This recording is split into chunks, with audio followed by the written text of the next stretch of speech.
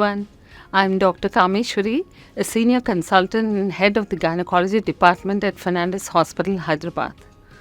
Ultrasound is a primary evaluation technique for detecting adnexal and endometrial lesions.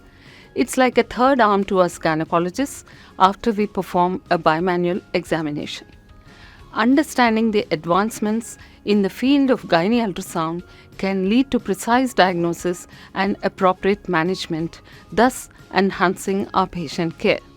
We are excited to present to you an exclusive Gynaec Symposium on ultrasonography of the adnexa and endometrium, optimizing diagnosis in everyday practice on 20th October at Hotel Marigold in Hyderabad.